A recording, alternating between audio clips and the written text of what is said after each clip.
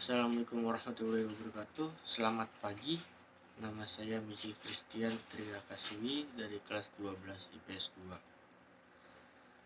Hari ini saya akan membahas sedikit materi tentang peristiwa G30 Spakari, yang dimana yang saya akan bahas ini terdapat 3 poin. Yang pertama adalah latar belakang peristiwa G30 SPKI. Yang kedua, tokoh-tokoh yang berperan dalam peristiwa G30 SPKI. Yang ketiga, itu ada jalannya pemberontakan dan penumpasan peristiwa G30 SPKI. Yang pertama, latar belakang G30 SPKI. Nah, gerakan 30 September adalah sebuah peristiwa yang terjadi selewat malam tanggal 30 September hingga awal 1 Oktober 1965. Yang ketiga, 7 perwira tinggi militer Indonesia dan beberapa orang lain dibunuh dalam suatu usaha kudeta. Peristiwa G30 SPKI ini menelan korban 7 perwira tinggi dari militer Indonesia dan beberapa orang lainnya karena usaha kudeta terhadap pemerintah Presiden Soekarno. Dalam dibalik peristiwa gerakan G30 SPKI ini adalah Partai Komunis Indonesia yang sudah menjadi bagian dari sejarah partai politik Indonesia sejak tahun 1914.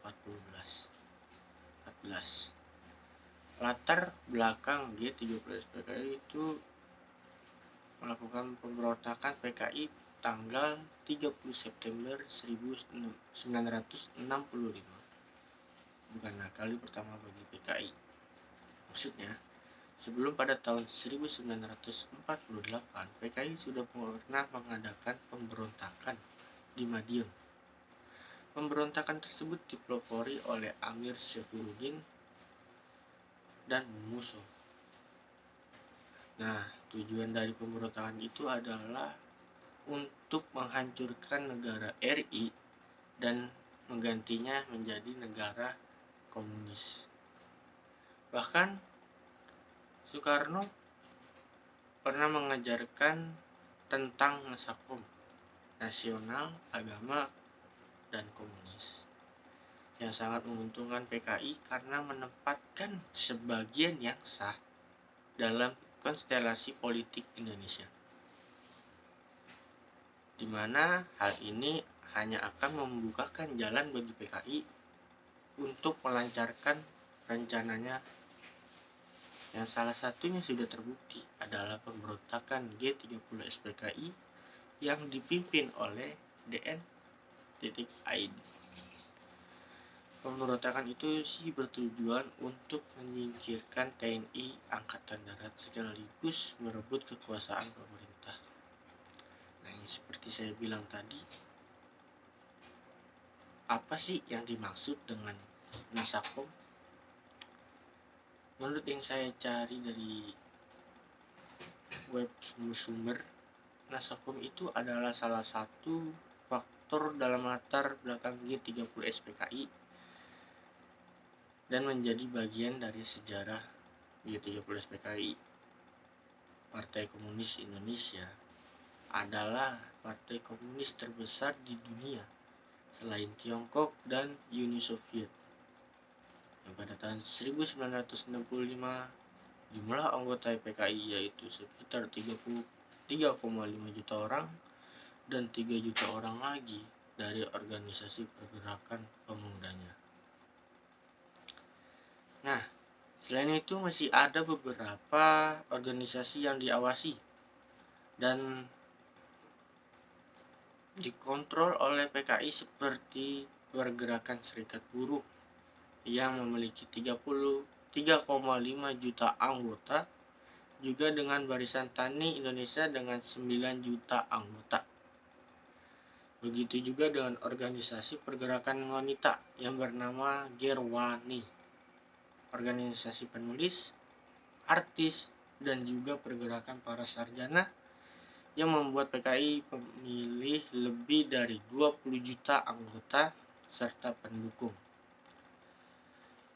Nah, pada Juli 1959, parlemen dibubarkan dan Soekarno mengeluarkan ketetapan konstitusi berupa dekret presiden yang mendapat dukungan penuh dari PKI. Angkatan bersenjata diperkuat dengan mengangkat jenderal militer ke posisi yang penting dengan sistem demokrasi terpimpin. Sambutan PKI untuk demokrasi terpimpin sangat baik dan menganggap bahwa Soekarno memiliki mandat untuk persekutuan konsepsi antara pendukung dan nasionalis, agama dan komunis. Angkatan darat menolak ideologi Nasakom tersebut sebagaimana diungkapkan oleh Jenderal Ahmad Yani. Nah, selain karena ingin merebut kekuasaan, ada juga faktor lain yang membuat mereka melakukan pemberontakan ini, yaitu yang pertama, Angkatan Darat menolak pembentukan Angkatan Kelima. Yang kedua, Angkatan Darat menolak nasakomisasi karena ajaran ini hanya dianggap untuk menguntungkan kedudukan PKI yang kesekian kalinya. Dan yang ketiga, Angkatan Darat menolak poros Jakarta-Peking dan konfrontasi dengan Malaysia. Hal ini merupakan suatu langkah yang bijak, menyangkut adanya poros Jakarta-Peking dan konfrontasi dengan Malaysia hanya akan membantu Cina meluaskan semangat revolusi komunisnya di Asia Tenggara dan akan merusak hubungan baik di negara-negara tetangga. Apa sih yang dimaksud konfrontasi Malaysia? Malaysia sebagai negara federasi yang terbentuk baru pada 16 September 1963 merupakan salah satu faktor dalam latar belakang G30 SPKI. Kenapa?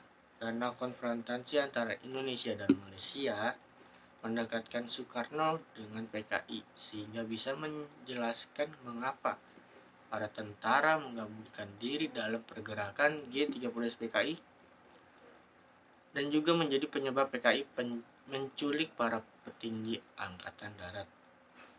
Terjadinya demonstrasi anti-Indonesia di Kuala Lumpur yang menyebabkan PM Malaysia Tunku Abdurrahman menginjak lambang Garuda karena dipaksa. Para demonstran menyebabkan kemurkaan Soekarno. Kemudian ia menyerukan pembalasan dendam dengan slogan Ganyang Malaysia dan memerintahkan Angkatan Darat untuk melakukannya. Letjen Ahmad Yani tidak ingin melawan Malaysia yang masih mendapat bantuan Inggris karena menganggap tentara tidak memadai untuk berperang dalam skala itu. Sedangkan Kepala Staf TNI A.H. Nasution menyetujui karena khawatir isu Malaysia akan dimanfaatkan PKI untuk memperkuat posisinya di bidang politik Indonesia. Nah, pada saat itu Angkatan Darat berada dalam posisi yang serba salah karena tidak yakin akan menang melawan Inggris.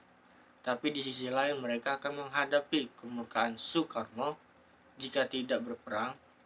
Keraguan-keraguan tersebut menghasilkan perperangan yang setengah hati di Kalimantan dan mengalami kegagalan. Padahal ini merupakan operasi gerilya di mana tentara Indonesia sangat mahir melakukannya. Kekecewaan Soekarno karena tidak didukung tentara membuatnya mencari dukungan pada PKI yang memanfaatkan kesempatan tersebut untuk keuntungannya sendiri. Selain itu, Angkatan Darat juga menolak adanya poros Jakarta Phnom Penh, Peking, Pyongyang yang akan membantu Cina memperluas semangat revolusi komunis di kawasan Asia Tenggara, sehingga bisa merusak hubungan baik dengan negara tetangga. Penolakan tersebut diwujudkan dalam bentuk seminar di gedung Seskuad Bandung yang dihadiri oleh 8 jenderal. Yang pertama, Rahmat Kartakusuma. Yang kedua ada J. Mokoginta. Yang ketiga adalah Suwarto. Yang keempat, Jamin Ginting. Kelima, Suprapto. Keenam, Sutoyono. Ketujuh, M.T. Haryono. Dan yang ke-8 adalah S. Parman. Pada 1-5 April 1965 menghasilkan doktrin strategis politis Angkatan Darat yang dinamakan dengan Triubaya Cakti. Nah, setelah tadi membahas sedikit latar G30 SPKI, nah tadi kita sudah membahas latar belakang G30 SPKI.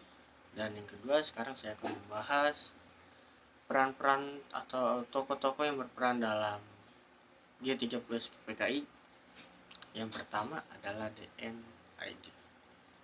DN Aidit yang bernama lengkap Dipa Nusantara Aidit, yang lahir di Belitung dan masuk ke Jakarta tahun 1940, merupakan Ketua Umum Komite Sentral PKI. Tokoh Partai Komunis Indonesia ini berhasil membawa PKI menjadi partai komunis terbesar di dunia. Partai Komunis Indonesia menjadi tempat beliau belajar teori politik Marxis. Aidit menjadi pengembang berbagai program dari PKI, diantaranya Pemuda Rakyat Gerwani, Lekra, dan lain sebagainya. Usaha Aidit berakhir pada tahun 1965. Saat G30 SPKI, beliau langsung melarikan diri ke Yogyakarta, lalu berkeliling Semarang hingga Solo. Kemudian DN Aidit ditangkap aparat di tempat persembunyiannya di Solo, tepatnya di rumah Kasim alias Harjo Martono. Nah, yang kedua ada Musso. Munawar Musso atau Musso merupakan tokoh Partai Komunis Indonesia yang memproklamirkan pemerintahan Republik Soviet Indonesia pada 18 September 1948 di Madiun. Tujuan hal tersebut adalah untuk mengganti dasar negara Indonesia yang semula Pancasila menjadi komunis. Yang ketiga ada Amir Syarifuddin. Amir Syarifuddin pernah menjadi negosiator Indonesia pada perjanjian Renville yang tidak menguntungkan RI atau Republik Indonesia, sehingga Amir Syarifuddin dikecam berbagai kalangan yang membuat kabinet Amir Syarifuddin jatuh. Dalam mengembalikan kedudukannya, Amir Syarifuddin tentunya membuat Front Demokrasi Rakyat yang mengumpulkan kaum tani dan buruh. Bersama FDR, Amir Syarifuddin berhasil menghasut buruh yang akhirnya pada 5 Juli 1959 terjadi pemogokan di pabrik karung Delanggu. Amir Syarifuddin juga menjadi tokoh yang juga memproklamirkan Republik Soviet Indonesia bersama Musso. Terus yang keempat ada Nyoto.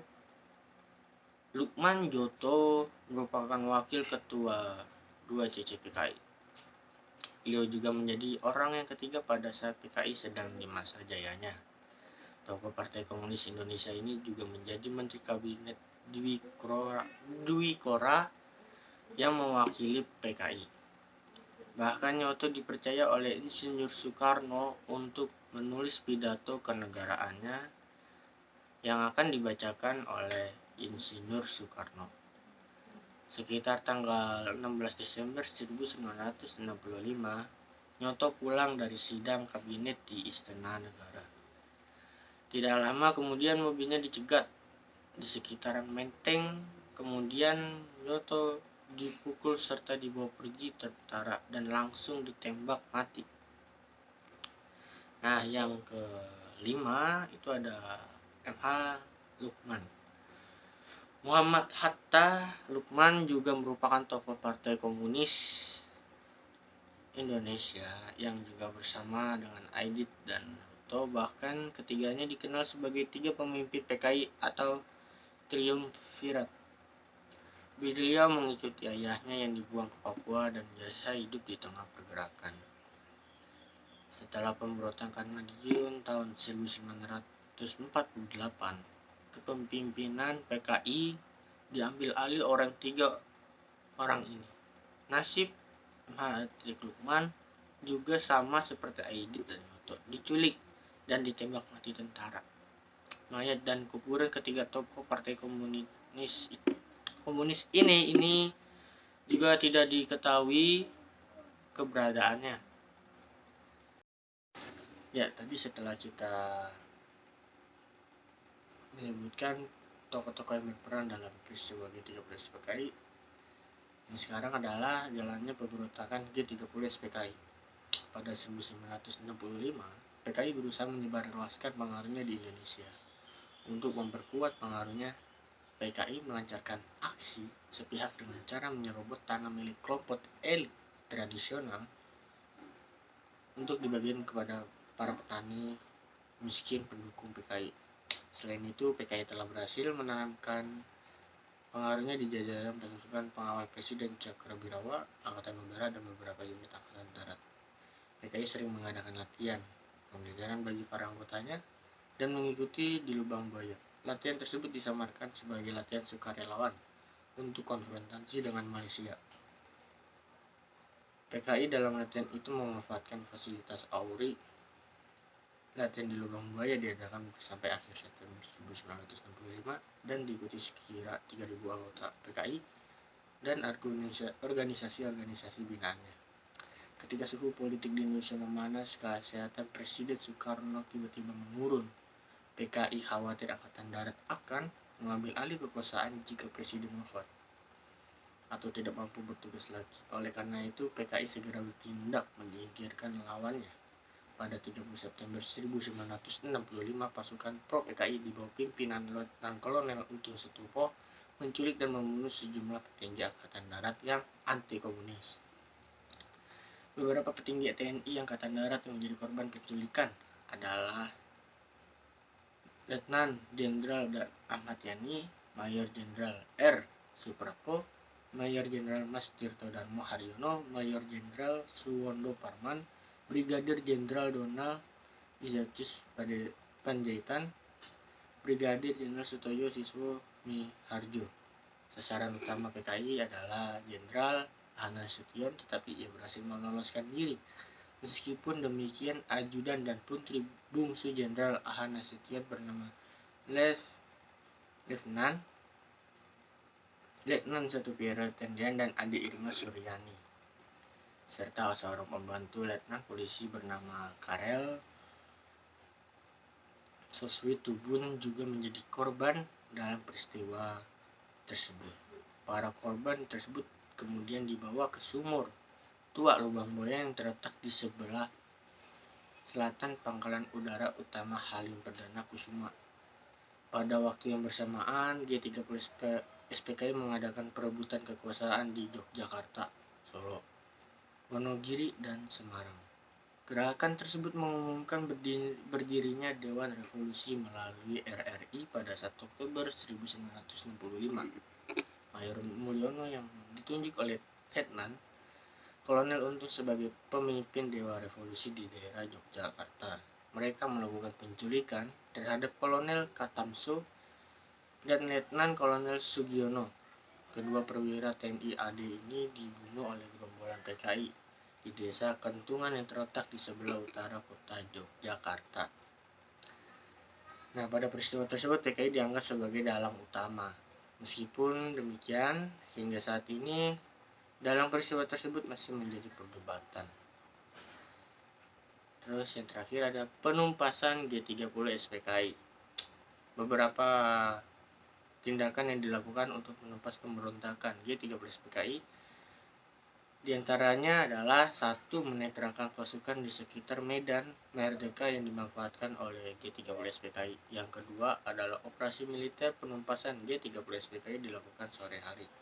Yang ketiga, pasukan RPKAD berhasil merebut gedung RRI Pusat, gedung telekomunikasi, dan mengamankan seluruh wilayah Medan Merdeka yang dikuasai PKI tanpa adanya gencatan senjata. Yang keempat, pasukan batalion 238 Kujang atau Siliwangi berhasil menguasai lapangan Banteng dan mengamankan markas Kodam 5 Jaya dan sekitarnya. Yang kelima, Presiden Soekarno meninggalkan Halim Perdana Kusuma dan bertolak ke Istana Bogor. Yang keenam, pasukan RPKAD bergerak menuju target dipimpin oleh Kolonel Subiantoro. Yang dalam gerakan pembersihan ke kampung di sekitar Lubang Buaya, Ajun Brigadir Polisi Sukiman yang sempat ditawan penculik berhasil kabur. 8. Pada 3 Oktober 1965, jenazah para perwira tinggi AD yang dikuburkan dalam sumur tua berhasil ditemukan. Yang ke-9, pada 5 Oktober 1965 yang bertepatan dengan Hari ABRI, jenazah para petinggi TNI Angkatan Darat dimakamkan di Taman Makam Pahlawan Kalibata dan mereka dianugerahi gelar pahlawan revolusi. Nah, penumpasan G30 SPKI juga terjadi di Jawa Tengah dan Yogyakarta.